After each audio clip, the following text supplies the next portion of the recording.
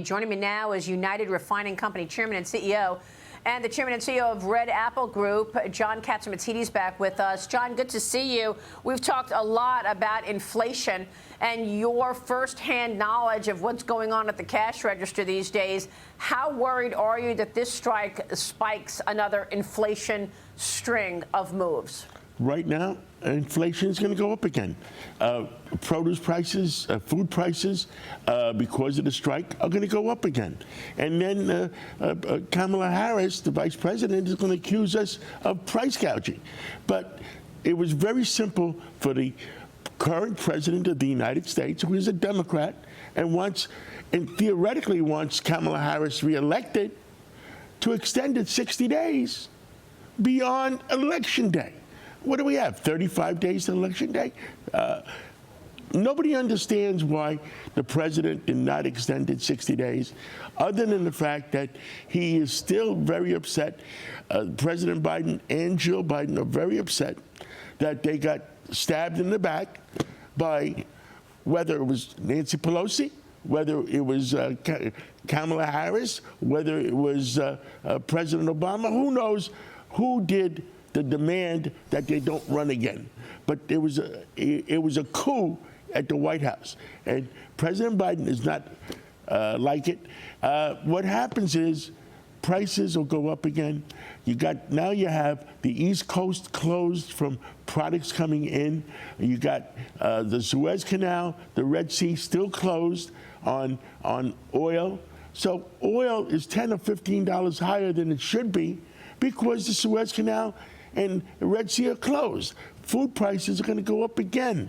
So you're going to have a vicious circle if we're not smart enough to sit down and negotiate and have a rational discussion. So you think because Joe Biden was stabbed in the back by all those Democrats, that maybe this is one of the ways that he'll be acting out? And he'll act out on policy. He's not going to get involved in the strike just to say, you know, stick it to you because you stuck it to me. Is that what you're saying? Well, I think that's a great possibility.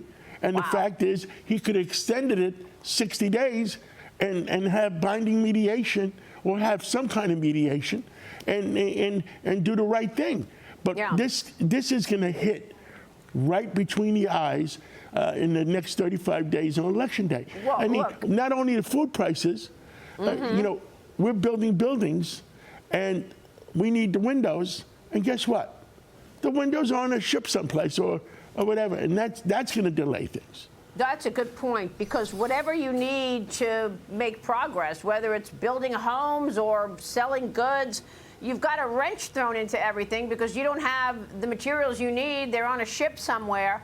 Former President Trump is blaming Joe Biden and Kamala Harris for the inflation that ultimately led to the port strike.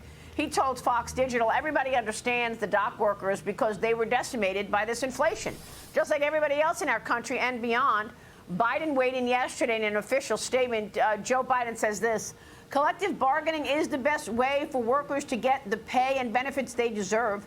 Ocean carriers have made record profits since the pandemic. It is time for USMX to negotiate a fair contract with the longshoremen that reflects the substantial contributions they've been making to our economic comeback. So, John, it sounds to me like Joe Biden is firmly on the side of the picketers. Oh, absolutely. But you have to look at it both ways. Joe Biden is a union man, and he's on the side of the picketers. But unfortunately, his policies have not done much for the union men. Unfortunately, his policies have not done anything for the union men and women. And I think that's why maybe the managers are with Kamala. But the union men and women, I think, are with Trump. I think like the Teamsters. Right. I would say 70% of the Teamsters, of the working people, are with Trump. They want to save America. So, versus the union leaders, who knows where they are. Look, John, you've made the point a number of times on this program. Look, you run an oil company, you run grocery stores, so you're a great voice in this whole story.